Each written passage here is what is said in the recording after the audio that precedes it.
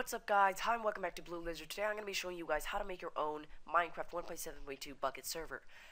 So the first thing that you're going to need to create your Bukkit server is simply to download a program called GRE7. Now this program is required for Bukkit since Bukkit can't run without it. So just select the license agreement, and then you want to download the right version of GRE7 for your computer. Now this is depending on what system type you have. So if you don't know what system type you have, you can check that by simply going down to your Explorer, going to Computer, right-clicking your background, and click Properties. You can close this down. And now it should say its system type, either 32-bit or 64-bit. As you can see, I have 64-bit, so I'm going to go ahead and download the 64-bit. Here's the 64-bit version. If you have the 32-bit version, make sure to download the Windows x86 offline version. In case you download the online version, you might get some server issues when running the server. So make sure to download the offline version in case you're a 32-bit user. But I am a 64-bit user, so I'm just going to download that one. And then it should be started downloading. Now, while this is downloading, what we're going to do, we're going to go to the next page, and we're going to download the actual craftbukkit.jar file. Now, to download that, as simple as just click this development build 1.7.2 RO.1 19.0 megabyte. You're just going to click this thing. It should be red. Might be, if you're watching this video later on when this development build might be more stable, it might be at the green one. But in that case, just make sure to download the latest version of the craftbukkit file. But I'm going to download the development build right here, so click that. Then what you're going to do, you're going to keep that file, so it's a GRE file, or I mean a jar file. And what you want to do next is that you want to run the GRE7 Windows X either 86 or 64.exe. So run that, and it's going to ask you for admin permission. Just click yes. Trust me, it's not a virus. You'll see, and this thing will pop up. Now what you want to do, all you need to do really is just click install, because it's going to install by itself. And as you can see, I already have it, but I'm just going to click no. So if you already have it too, as you can see, all you need to do is click no. And that's about it. So while this is downloading, we're going to go to the third page. And by the way, all these links will be in the description below, so just scroll down and click those links if you want to come up here and get all these links. So what we're going to do here is that we're going to scroll down a little bit and go to this thing right here. It should say Windows, and then what we're going to do next is we're going to copy this right here, Java, blah, blah, blah, into pals. Okay, so we're going to copy that with Control-C. We're going to minimize that, go to our desktop. We're going to create a new folder, and we're going to give it a name. It can be anything, really. It doesn't matter. It doesn't have to be anything specific, but you want to make sure you give it a name. So server 1.7.2, for example, or 3.2. So open that up and simply create a new text document.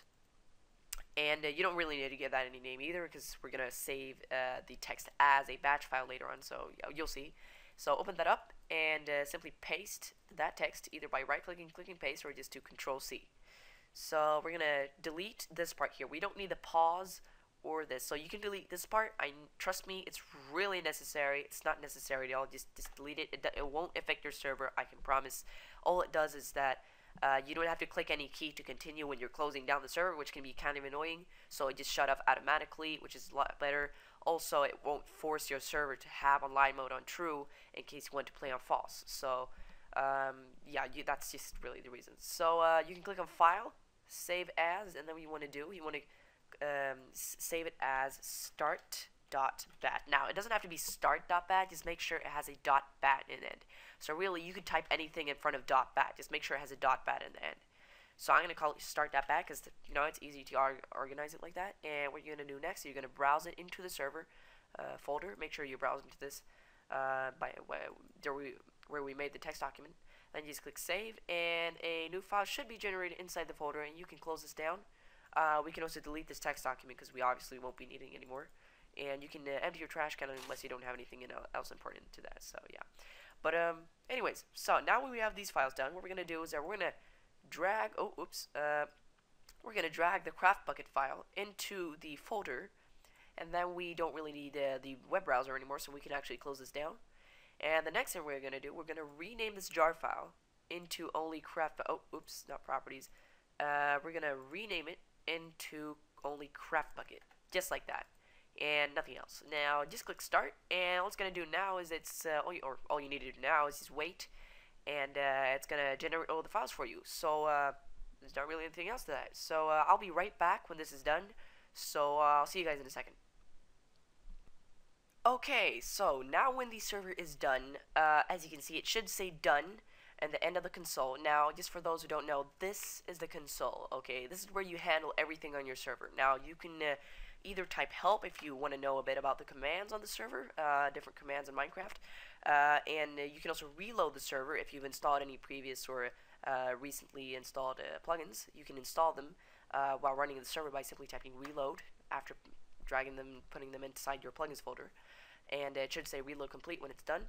And now this is a little bit about what I meant with the unnecessary things in the start.bat. Now the reason why we deleted this like small part at the end here was because when you stop the server, which is also very important to know, that every time you close the server, make sure to not click the close button.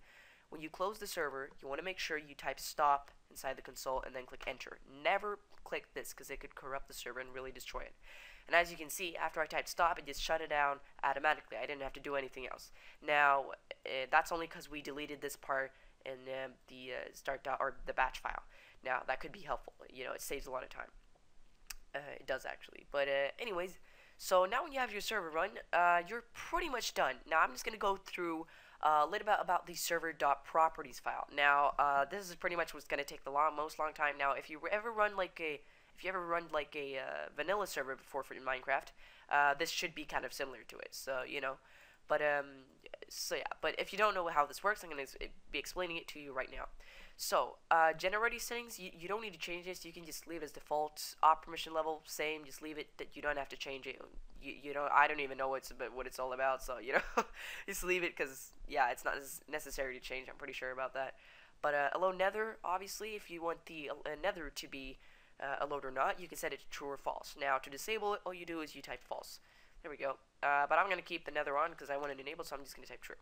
So, level name. Now, leave this as world because some plugins requires it to have your world name to world because, like, let's say a few plugins out there, you know, might require, or you know, some weird things could happen. So, you know, just keep it like that. And enable query, same, just leave it. There's not much you have to change here, actually. I know it looks a little bit frustrating, but really it's not. So allow flight. If you want people to be able to fly around with hacks and stuff like that and mods, you know, you can enable this without them getting kicked. For example, if you're a really experienced Bukkit user, you can mod the craftbukkit file and then you can install some mods to it. So let's say I'd be using Flan's Planes mod. You know, I don't want to get kicked every time I fly a plane. So, you know, if you want that to be enabled, set that to true. In case not, set it to false like default.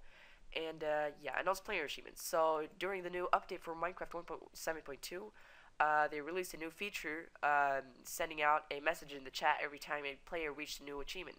So you can disable that by typing false here, which I'm going to do because I prefer not to. Server port, you know what, leave this as 25565. Now, this actually does have a little bit about port forwarding to do. So, let's say if I'd be port forwarding my router on a port 25565, people will be able to connect through my WAN IP into my IPv4 address or this computer device. So, you know, that's just for more of connection. So, just leave it as default if you want it to be easy. So, you know, and also if you're going to port forward the server, you know, the port forward your router to make people able to join, make sure to port forward on 25565. Or just, if you've changed this, also notice that the port always has to be within 5 numbers. Not higher and not lower, just within 5 numbers, not letters, numbers. So, it could be 11111, there we go. And it could be just any type of combination of numbers within 5 numbers. So yeah, you get the point. So I'm gonna leave it as 25565 because that's the default and it's the best, I suppose. And yeah, anyways, moving on.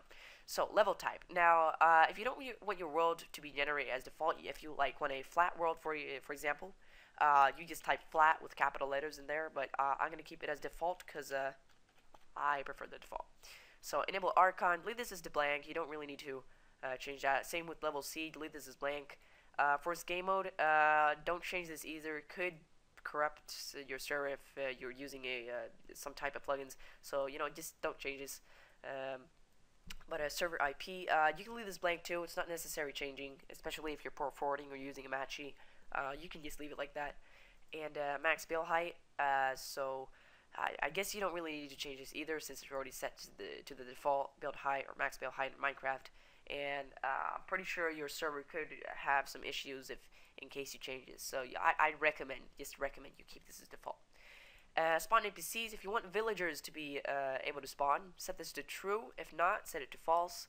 Whitelist. Now, whitelist, what it is actually something that was generated while the first time you started the server. Now, when you started the server, as you might have seen, a lot of new files have been generated. Now, if you've sorted the files like me, there should be a file at the bottom called whitelist, or somewhere else.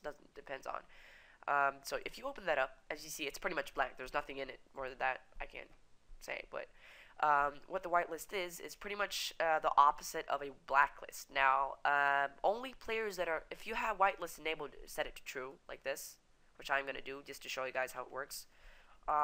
Only persons that are listed here will be able to join the server, and in case they're not listed here, they will be automatically kicked from the server when trying to join. So, for example, I put my Minecraft in-game username in here, and let's say my friend's name, Missio. Oh, let's see. There we go. For example, we would be the only players able to join the server. Now, no one else would be able to join. So yeah, but I'm going to save it like this. So either do Control S to save, or go to File and Save. Then you can close that down. And the next thing you want to do is look at spawn animals. Now, spawn animals. So if you want like animals like cows and sheep and wolves, and just, you know, like not hostile mobs, like, you know, normal mobs, like animals, not like endermen and zombies, you know, like more like normal animals, pigs, stuff like that. If you don't want those to be able to spawn, set it to false. If not, you know, keep it as true. Hardcore, I guess if you want hardcore enabled on your server, you can set this to true. Snooper enabled. Now, you don't need to change this. If you know what snooper is, you could. Depends on. I'm not really sure what snooper is, so you know, I'd keep it as default. But online mode. Now, okay, so back to the start.batch file, or the batch file. So another reason why we deleted the -o true was because if we would happen to set this to false now, which means that players that have not bought Minecraft, non-premium users, would be able to join the server. If we would have set this to false and saved it and run the server, it would automatically be set back to true without us doing anything, and that would be kind of annoying, right? Because let's say we have a friend, he hasn't bought Minecraft, we want him to be able to join, and the server forces itself to set it back to true, and that's because we had this in the beginning. So you want to make sure you delete that part, or else it will be forced back in case you ever want to play with a friend that hasn't bought Minecraft yet. So, but anyways, I'm gonna keep it as true because it could be necessary so players can't log in as your user and grief and all that, I guess.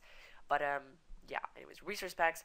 I'm not gonna be going through that in this video. I'll probably make a new video. You guys tell me in the comments if you want me to make a video on how to install resource packs into the server. And now, just one quick thing about resource packs. If you're gonna use a resource pack for your server, make sure it's 16 by 16 and nothing higher. Otherwise, it might have some issues. So yeah, PvP true. Obviously, if you want PvP to be disabled or on, you can set it to true or false. Difficulty. Now, there's, as you know, there's 4 different types of difficulties in Minecraft. There's peaceful, easy, normal, and hard. Now, easy, or I mean peaceful, would be 0. 1 would be easy, which is the default. 2 would be normal, and 3 would be hard. So I'm gonna set it as normal, just because I usually play normal, and that's about it. Yeah. Pretty much same thing with game mode. As you know, there's 3 different types of game modes in Minecraft. There's survival, game mode, and adventure mode. So 0 would be survival, and 1 would be creative, and 2 would be adventure mode. So I'm gonna keep it as survival, or let's actually put it to creative, because since we're gonna play around a little bit. So yeah, you can set it. So this would be the default game mode for new players that join the server. So if let's say a new player would join the server, he would automatically be set into game mode 1, which is creative, without needing any ops or commands or anything, really, permissions. So, enable command blocks. Obviously, if you want command blocks to be disabled or enabled, you can set it to true or false. As you can see, the default is false because of general reasons. I'm going to set it to true because, you know, it could be good to have. Now, player IO timeout. Now, this isn't really necessary. It's just optional. You can disable it by setting it to 0 as default. But if you want players to be kicked after being AFK with a short amount of time, like a specified amount of time, you can set it to in seconds. So this is counted in seconds. It could create some more lag into this area if you're planning on to have many players on the server, but it's not necessary to enable. But let's say let's say we have a lot of players on the server, and I don't know, it's just getting overflowed, and many people are not even doing anything. So we could kick them automatically without having to doing anything ourselves, uh, automatically just in a specified amount of time if they're AFK. So, for example, 300 seconds would be 5 minutes. So, I'll keep it as that. No, actually, I'll just keep it at 0. Oh, not plus 0. So, max players. Obviously, how many players, the maximum amount of players that could join the server, you can set that here. Let's say 32. Spawn monsters. I guess this is what's the difference between animals and monsters. So monsters would much be more like Endermen, zombies, creepers, spiders, and silverfish, and those kind of mobs. Pretty much like hostile mobs, but not cows and pigs and stuff like that. So you could still play on normal, but disable hostile mob spawning, which is pretty cool actually. So that could be useful. And I'm gonna keep it a true just for default reasons. And yeah, so general instructors. Now, if you set this to false, what will happen is that no dungeons, no villages, no strongholds, no abandoned mine shafts, or simple like structures or any like temples, like desert temples or jungle temples. They won't be randomly spawned in the world like automatically. They just really won't be spawned. So if you set this to false and you don't want any of that to be spawned, you want to make sure you delete the world that you just created too, because in case you set this to false and run the server without deleting the previous world that you created first, the villages might be still there in case villages was generated the first time near spawn the first time you started the server. So but yeah, just say. So I'm gonna keep it as true because I like villages and stuff like that. So maybe no, I'll just keep it as false. So, anyways, view distance. How long you want players to be able to see or stuff like that on the server. I'm not really sure what this is about, but I'm sure you can Google it, check it out. I'm not really totally sure. It was a while ago I knew it, so but it's pretty easy, I guess, to figure out. So just search at it, Google it. I don't know, but you should get an answer. Yeah. Anyways, moving on. So MOTD, message of the day. So what message of the day is, or MOTD? It's pretty much the description for the servers. So when you would let's say refresh your server like log, it'll say which servers are online, and underneath, as you might have noticed on the servers, they have like a small little description. So if you want to set your own custom one, you can type whatever you want here. Like let's say the default is a Minecraft server. You can set it to my server, or really anything you like. So I'm just gonna set it to a tutorial server. So, anyways, so that's about it. That's about the server .properties file. Now, this is probably the hardest part, believe me or not, but this is actually the hardest part of the whole configuring of the server. The rest, I mean, it's pretty simple. There's not much else to it. But, yeah, so I guess that's about it. But, yeah, thanks, guys, for watching.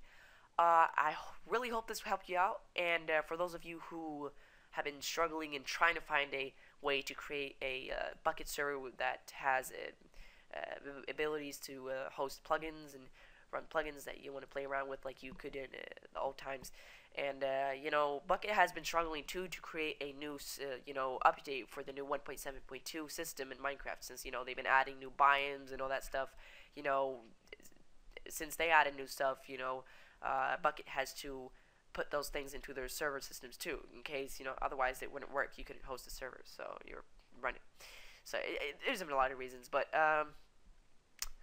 yeah. So anyways, I guess that's about it. Now, of course, if you want to run the server, double click it, and it should run up. It should start. And of course, some of you guys might be wondering like how to port forward and stuff like that, and I'm sorry I'm not going to be able to show you guys that because I'm pretty sure I do not have the same router as you. And maybe I have, but in that case, there's many other people that don't, and it's gonna be a while of struggling about that. But if you don't know how to port forward already on the port that you were running the server on, or a server, just Google it, check it out, search on YouTube. I bet there's some other YouTube video out there that shows you how to do it. But yeah, so that's pretty much the mainly reason why. But yeah, as always, guys, thank you so much for watching. I hope you guys found this helpful, and of course, if it did find you, or if you did find it helpful, please leave this video a like. Also, leave a comment in case you have any questions. If you had any errors when starting the server for the first time, if it gave you any errors like press any key to continue, or if it just shuts down automatically, you know, if it just doesn't, if nothing happens, if, you know, it doesn't run up like this, if it doesn't turn on right, you know, that could be general reasons. I'll try to figure out some ways. I know a lot of people, because in my previous videos and tutorials on how to make Bukkit servers, I know so many people that, you know, made mistakes, and, you know, they were wondering why so much, and they were asking me over and over again. So I'll put a little, you know, help note, I guess, in the description for you guys who got errors, and, you know, some solutions on how to solve them and stuff like that. But yeah, so yeah, I guess that's about it. So yeah, but anyways, guys, thanks once again, thanks for watching. I hope you guys have a great day, and as always, become a lizard today by subscribing to my channel, and that's about it. So yeah, thanks for watching, guys. I'll see you guys later. Peace out.